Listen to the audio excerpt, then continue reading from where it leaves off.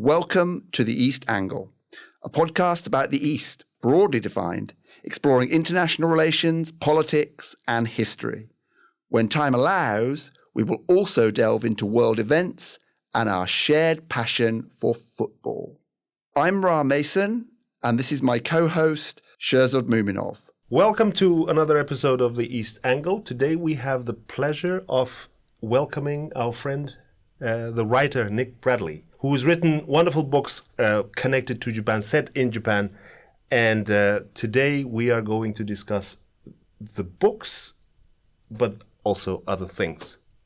Absolutely. I am equally thrilled to have Nick with us, friend and colleague, and now, as Sherzod mentioned, author of two very important books and one which I think may be coming soon. But we'll certainly like to talk about the first two. Sherzod, what are your first thoughts on this? Yeah, I think the question I'm going to ask is kind of a general question. It's not. It starts with the first book, but it actually goes back to Nick's time as a PhD candidate here at the UEA.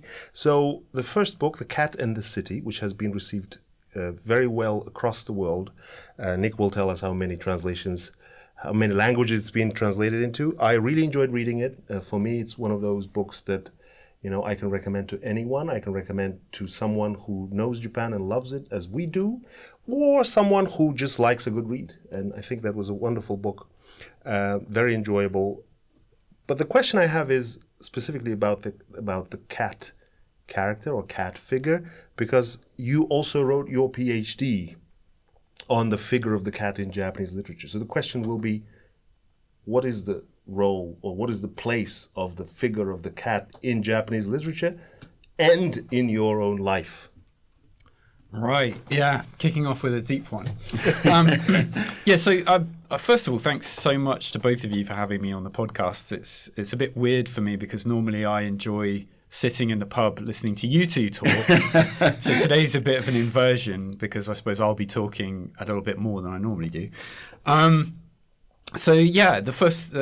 cat in Japanese literature. It's a difficult one for me to think about why I got interested in it because it's a bit chicken and egg. I think it was a result of my creative writing taking on this form of being interested in the cat.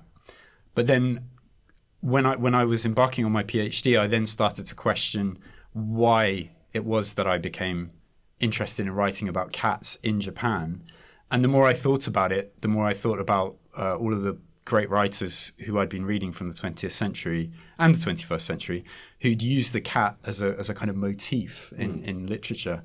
And it got me thinking, and I, as academics do, I came up with an awful pun. So I started thinking about European literature drawing on this idea of the pathetic fallacy where the weather mirrors the inner emotions of the characters. I started to think about how in Japanese literature, often what you get is the pathetic fallacy, which is where that's brilliant. Sorry, yeah. No. The cat's behavior kind of mirrors what's going on with the characters internally. The biggest one that, the obvious ones that come to mind are Murakami. Like the beginning of the Wind-Up Bird Chronicle begins with the cat disappearing and his wife disappearing.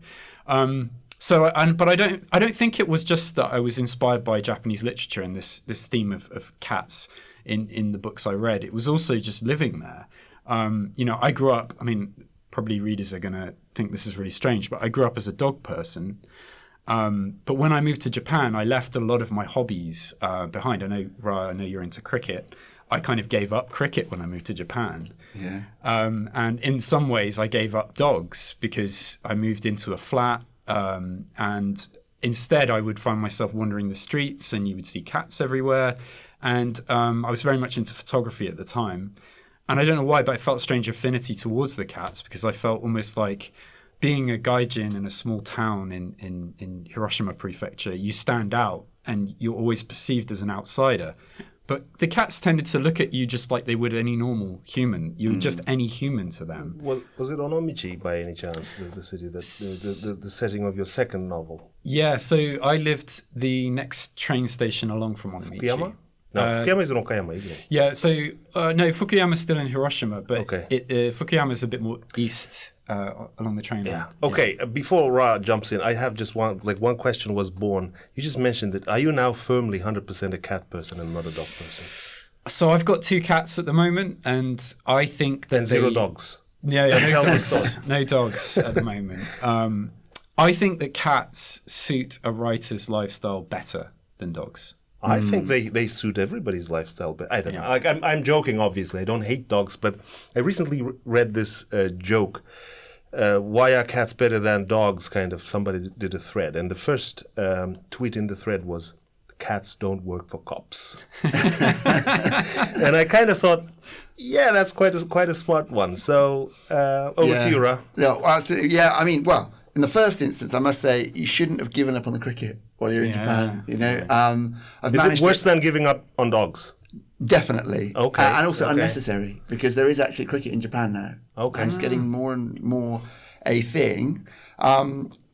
I guess it does justify, though, part of the writing and the style. And listening to you say about those influences, I'm going to ask you the perennial question now, which is, when, in that case, did you actually decide you wanted to become a writer? Because I'm assuming it's before you ever went to Japan, or is that not the case? No, absolutely. I think I was about 5 years old. You know, it was one of those moments where the book ended and I couldn't let go of the characters, and I found myself making up stories. I can't even remember what the story was or the book, but I think it was at that moment that I understood how powerful the imagination is, how fun it is to create. So yeah, no, I'd say I ended up going to Japan because I wanted to be a writer. And I think I would have become a writer had I moved anywhere in the world. But I think, obviously, that large portion of my life spent in Japan informed my writing. Sure. Yeah. So do you think in that sense then that your writing now is forever going to be Japan linked? Or is there a chance that you might do a project that's completely unrelated? So at the moment I'm working on something which is not set in Japan. It's a multi-strand novel. One of the characters that it follows is Japanese. So he's a Japanese professor of English literature, but his strand is set in the UK. But I don't think I will just write about Japan. I want to finish off this 3-book series, which I'm kind of tentatively thinking of as the trilogy of the cat. So the first book, The Cat in the City, second 4 seasons in Japan, and the third book that I'm writing now will kind of be, you know, the bookend of that trilogy. But yeah, no, I don't think I will always write about Japan. And I think that's scary because I think I could just keep writing about Japan. Yeah. Well, in that case, this will almost certainly be the last time you're on the podcast. Trilogy of the Cat, though, Nick. Trilogy of the Cat sounds like another trilogy, just like another trilogy. Is this something that, you know, and again, I've always wondered whether the writers conceive of trilogies before they write the first book, or whether they realize, oh, you know what, this can become a trilogy, like as they've finished the second book, say. So how was it in your case, and does the trilogy of the rat come into picture in any shape or form? Yeah, no, absolutely. Like that was the kind of tongue-in-cheek. Yeah, the trilogy of the rat, Murakami's first 3 books. It's a nod to that, but it's also you know, a writer who I really love is David Mitchell. I'm a big fan of his work and very, very influenced by his writing. I thought about David Mitchell when he asked the question, are you going to write about Japan? Because David Mitchell is no longer based in Japan, but he still writes novels which touch on Japan in one way or another. Yeah, that's true. Yeah. That's true. I think the one thing I want to be careful about too is I want to try and write standalone books each time. And one of the things that I love about David Mitchell's books are that he has this thing which fans call the Mitchellverse, where all of his characters are kind of coexisting so that all of the novels are interlinked, because you know certain characters feature in other characters, minor characters become major characters, and there's this sort of sense of connection amongst all of his books. And I found myself kind of doing that with my first novel. I found myself kind of not letting go of a couple of the characters in the second novel. And I'm also in the third thing I'm working on now, I'm kind of not letting go of these characters. But I think that possibly what I want to do is do these 3 books that kind of connect thematically and also have this Japan connection and have these overlapping characters. But then for my 4th book, I kind of want to hit reset and just do something completely standalone and different, with the option of coming back to this Nekoverse that I'm working on. Nekoverse, yeah. Well, that might be an interesting kind of segue actually into another area we wanted to ask you about, because it sounds somewhat sort of futuristic and maybe I'm thinking a bit AI-led here in some way. And I wanted to ask you, as a current writer facing all the technological changes, do you think there will be a point in time where AI kind of takes over? And if not, how will you work that or work with that? Will you use that to write another set of trilogies and you kind of have the master copy or the final say? Or what role might it play in your writing and the future of writing in general? Yeah, I think that's a really good question. I think probably with AI, I can only conceive of it, its impact on writing, and by making an analogy and thinking about it in other terms. It makes me think of there's that essay by Walter Benjamin called "The Work of Art in the Age of Mechanical Reproduction," and I think when I think about AI, I think about what mass production did to industry, right? So I think about how it now becomes easier to generate content, but at the same time, and I think you'll find this with most kind of products or artifacts, there's always a desire for creators to make things simply for the joy of making. So we can mass produce art. We can make perfect copies of the Mona Lisa. We can do that, and people can buy them on little postcards that are printed. And I think AI is the kind of thing that enables that kind of mass production. So I think my personal opinion is that, yeah, sure, there'll be people consuming content that is AI generated in the future. That will happen. And I think also there will be AI readers. So there will be AI writing novels that only other AI can understand. Because if you think about like the limitations of the human mind versus the kind of the power and the kind of limitlessness of technology. I think about like Ian M. Banks' sci-fi novels where you have these ships that have minds that are so powerful, they can do far more than humans can. Mm-hmm. And I'm thinking about like novels that AI writes will be probably more innovative and more creative than Finnegan's Wake. I think AI will write like first thing they will write, which like first thing that humans won't understand that they will write is a list of people to kill. I don't know. Well, that sounds a little bit doomsday. I know. I mean, this is a joke, but it's a fascinating idea, though, isn't it? That essentially you'll have a whole genre of interactive AI that will be talking to itself or each other. So you said plotting, and Chester says plotting. You mentioned the idea that you would still write for the love of writing, or that people would do that. Yeah. So would that be, for example, the action of writing itself? And who, seeing as AI could be able to replicate that, who would appreciate that? Or would that be purely for yourself, purely for the writer rather than the audience? That's a really good question. I think, and again, to sneak away into the realm of an analogy, it would be like if we made a perfect robot that could play cricket perfectly and was absolutely amazing at cricket. You as a cricketer would feel slightly sad at the prospect of not being able to play cricket anymore, because you don't just play cricket to hit the biggest six in the world. You play cricket because you enjoy it. You play it for the possibility of hitting the six. It kind of becomes boring if you're then just watching. It makes me think of like, why not just have the Olympics but allow people to take steroids? You know, like there has to be rules and there has to be limitations, I think. And part of that comes from enabling the enjoyment of doing rather than just the enjoyment of watching. So there might be people who want to watch like robot cricket that is like insanely perfect. I don't understand cricket, but certainly I would watch a robot beat a man or a man beat a robot. I think that, and which leads me to the next question. And I agree with you. I think I agree with you on AI's impact on writing.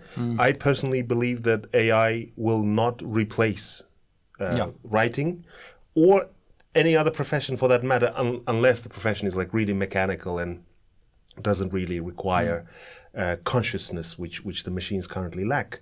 But what they could do, I think, and I think ultimately that will be a good thing, imagine whole new genres of AI literature, or AI literature for AIs, or AI literature written for humans.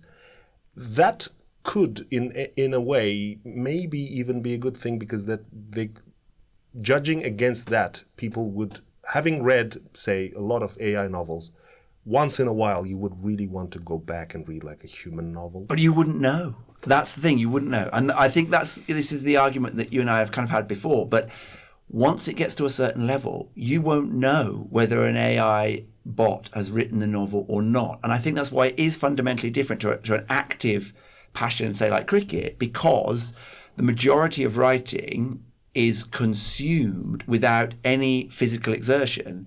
And so in that sense, there is something fundamentally different about it. You would know, watching cricket, at least at this point, very quickly, whether it's a robot throwing the ball or a human. Whereas with the AI scripts, once it's on even printed matter, you don't know. Right? This is still from the perspective of the audience or the reader. Yeah. But I think that's like fundamentally, I wouldn't stop writing simply. Even if there is AI writing novels, for me that's just that there are just more writers in the world now. Like it's not going to stop me from writing. Sure, because I enjoy Nick, the act of it. Can you just kind of be our judge here? Because we've had this argument with Rob before, somewhere in a car, somewhere on M11 or M25, where we have most of our arguments. People are wondering, what do these guys do? Are they like drivers or whatever? No, but then my position is, you would still be able, regardless of how advanced the AI can become. I want to believe, or I kind of like, this is a bit kind of snobbish, but I think I will be able to tell a novel that's written by a human being. Maybe the future AI will be, he's looking at me as like, look at this guy. But at some point, there might be AI that can write novels which have a creative spark, which have which are original enough. For me, the beauty of writing isn't simply in the English or whatever language I'm reading it in, not simply in the language of the novel, not simply in the setting or in the action or in the characters. It is in the originality. The novelists I remember most, or the books I remember most, are the ones that have done something really different, something that nobody before them could have even conceived, or maybe even if they have conceived that, they just didn't know how to execute. And I think that creative spark is something that machines are yet to learn. But I'm really curious about Nick's opinion on this, because Ra thinks that at some point there will be AI which will write a novel, which, if packaged in the same way that a human-written novel is packaged, a typical reader will not be able to tell if it's written by humans or by AI. I mean, I think it's a complex issue because I think, like, you don't. So if I hear that Kazuo Ishiguro has a new book coming out, I get excited and I go to the bookshop to buy that, to read that, because I think that he has a very special mind, and I think that reading is an act of connecting with another human being. And I think just as was it Deep Blue, when they invented the chess computer that beat Kasparov, that didn't stop people going to the park to play other people at chess. And I think it's the same. I think you're completely right. I think that AI will generate content.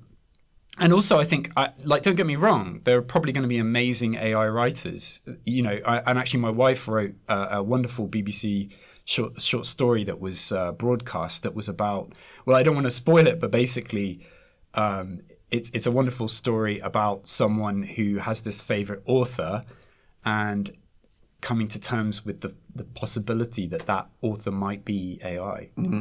She wrote this years and years ago, so my wife's always ahead of the curve with AI and things like that.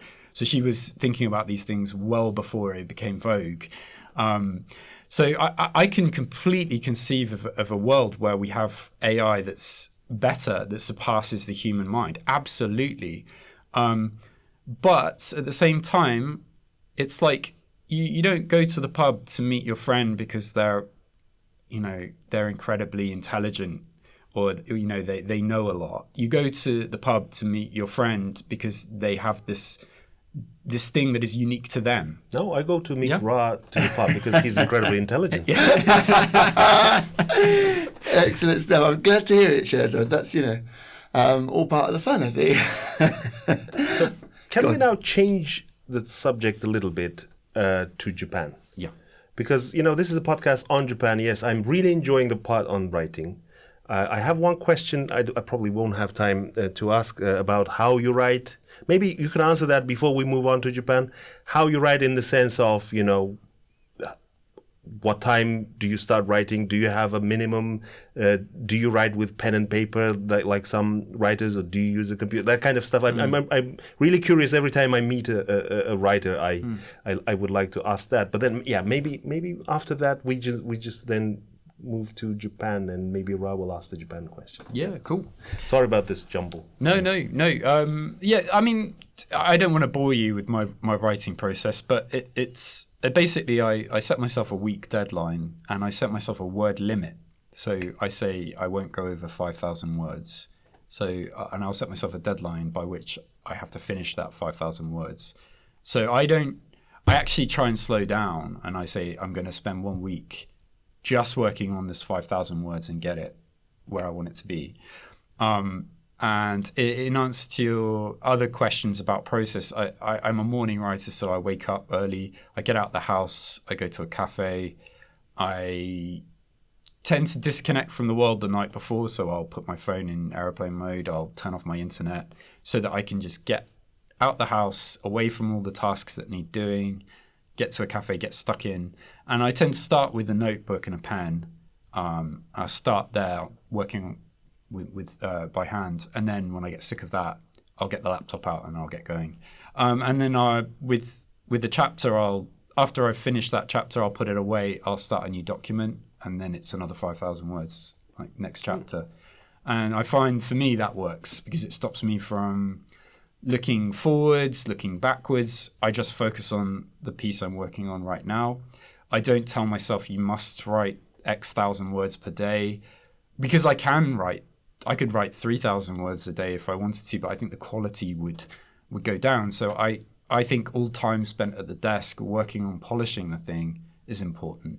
So not necessarily just coming away saying I wrote 1,000 words. It's more like I put 4 hours into the chapter today. It's fascinating. Right. Yeah, it's fascinating, especially the idea of setting a deadline to actually slow your pace down and not exceeding the amount. I mean, as academics, we basically try and write as much as we can, and the more we can do, the better.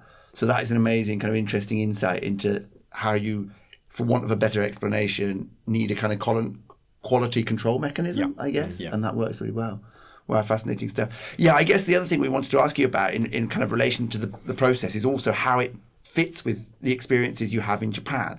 Is it the case that you have these weird and wonderful experiences in Japan and they get incorporated into your writing that involves Japan, or is there a total disconnect?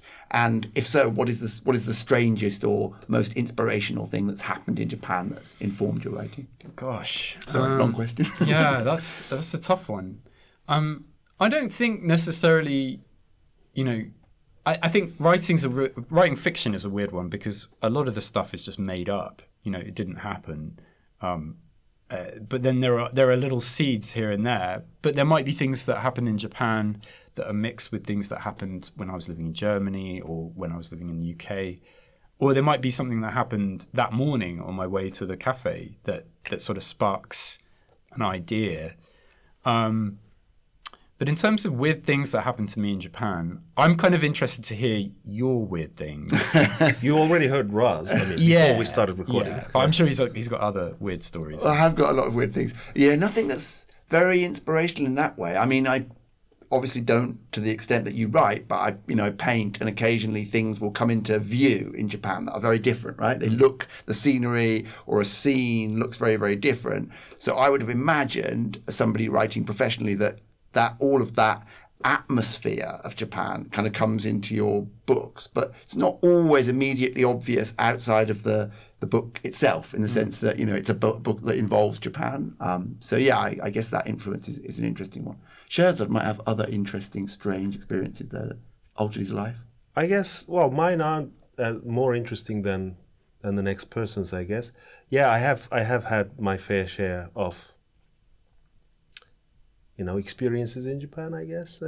Some things happened to me, some things I went out and found, and yeah, I last second episode of podcast I told Ra about the Kodokushi incident just next to Kodokushi. For those who don't speak Japanese, is a lonely death, and which is a phenomenon that's happening more and more. And books being written Japan, on it. books being written about it. But it's when a lonely, usually elderly person, usually male, just dies in their home, and people find their body or their remains later. So in that case, I was the person who found it, because the strange smell was coming, and because I had never seen the man before. My wife had.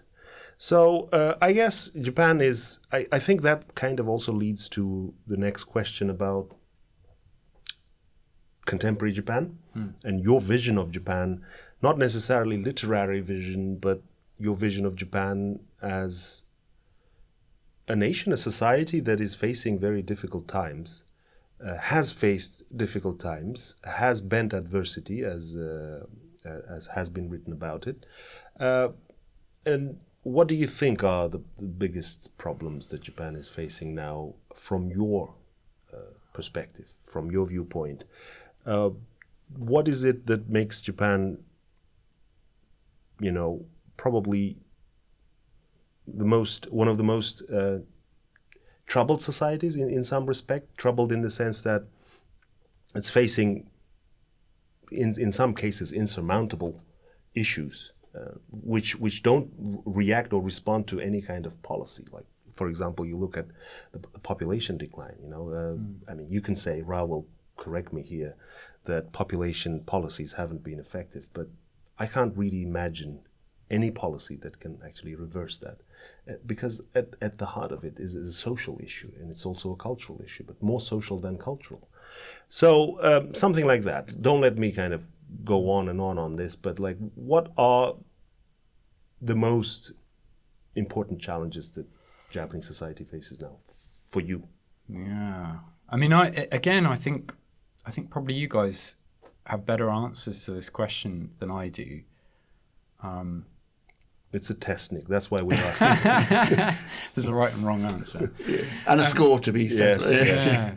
I don't know. I mean, I don't know how you guys feel about this sort of, because it's been a while since I've moved in the circles of academia, you know, Japanese academia in Britain. But one of the things I think that people were often quick to say, academics, was that Japan's not different, it's not special. Like there's a very strong voice of that in the Japanese academic community in Britain.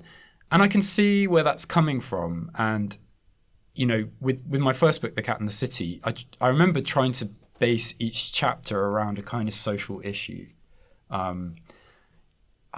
think it's difficult to say, really. I mean, I've been going to Japan now for such a long time, and I was back there in May in Tokyo, and I don't know how you guys feel, because I think you both had a longer experience with Japan than I have, which is why I'm kind of more interested in what you think. But it feels very different to how it did when I first went there. And I do wonder at times whether maybe one of the big issues that Japan has to accept and adapt towards is an idea that Japan or Japaneseness is a kind of arbitrary concept, and it's not something that's related to ethnicity, and that eventually Japan will have to move into a kind of more multicultural idea of what Japan is. And I think you guys both know Vicky Young at Cambridge, and I went to talk on one of the modules that she taught on what is Japanese literature, and I think she poses some really good questions about, well, how do you define what Japanese literature is, especially these days?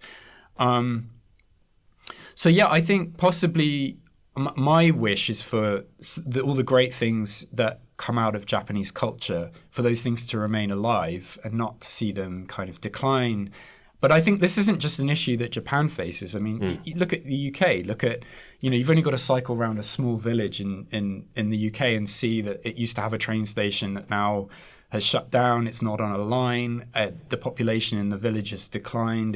Yeah. I mean, Absolutely. And in fact, quite often it doesn't even have a cricket pitch, which Yeah. is absolutely interesting. On note, I think we are getting to that point of the podcast where we need to switch gears into our little sporting section to wrap up. So we are, I think, in the company of a Spurs fan? So why on earth do you support Arsenal, Nick? I don't really like football. And what I tend to do is just pick the side that I think will annoy people in the room the most. It's worked. So right now, sitting in Norwich, I might be an Ipswich supporter. Okay. Yeah, but Arsenal, why is being an Arsenal fan so contrarian? It isn't. Because, being an Arsenal fan is really popular, isn't it? Like you become an Arsenal fan because you are the cool guy. You are... you're probably from London, but not necessarily from. You become an Arsenal fan because you like your muesli, you read your Guardian. You become an Arsenal fan because, Arsenal are a good team, like by definition, morally good team. I mean, at least I am now, and this is Manchester United fan speaking, I have to say Arsenal are probably the team that there are teams that I hate, but Arsenal is not the highest in that list. Compared to some others. I mean, I'm a Manchester United fan. I guess it's probably... I think it's very hard to beat Liverpool when it comes to the team that Manchester United fans hate. I like Liverpool. Well, there you go. It's actually proving his point brilliantly. It's not controversial. But this is my point. It's not controversial to be an Arsenal fan. It's actually quite easy to be an Arsenal fan, despite the fact that they haven't won much lately, despite the fact that Arteta is like Jesus' second coming in their saying. So I think Ra's provocative question, why on earth? I was wondering, is this like the other Nick's influence, Nick Hornby's influence, or is this Fever Pitch? And because I not being an Arsenal fan, I really enjoyed that book, because anybody who loves football has to read that book and loves literature too. Or is this or when did you decide? Is this a conscious decision, or is this an influence? Somebody took you to the stadium, something? Right, yeah. Speaking of Nick Hornby, though, I would have to go with High Fidelity, because I'm definitely more music than I am football. I'd never really got on with football. I played, cricket, rugby, tennis, hockey, that kind of stuff growing up. I just never played football, never really got into it. But I suppose there is a residual. So my grandpa was a very good footballer, and he was from the East End of London. He's from Hackney, and he went to Oxford on a scholarship. He was like a working class boy, but he went to Hackney Downs School, which I think has closed down. But yeah, so he was a really good footballer. He was an Oxford Blue, and at the time he was asked to play for Arsenal, but that was back when they were still amateur, and he didn't. But I think in my family there's a kind of allegiance to Arsenal because of this possibility of Grandpa Bradley maybe that's a playing for beautiful Arsenal. story. That is a very nice. Yeah. So I now almost regret. I should regret more than shaming you for being an Arsenal fan. No, there's no shame in being an Arsenal fan. A beautiful and somewhat tenuous connection to the club. Which is why I support Spurs. So, yeah. Okay. On that note, I think we'll have to thank Spurs, thank Arsenal, and maybe even Manchester United. Definitely not West Bromwich Albion. Manchester United do not deserve being thanked. Or love. Any love now. Nick Bradley does. Thank you very much indeed, Nick. It's been a brilliant conversation, and thank you also to my co-host Sherzod. Thank you, Nick, for making the time. It's been wonderful. I have other questions, but I will ask them at the pub next time we meet, or maybe after this. And thanks, Ra, also for your questions. And thank you again, brilliant media team, Alfie and the team, for your help in recording and editing the podcast. Cheers.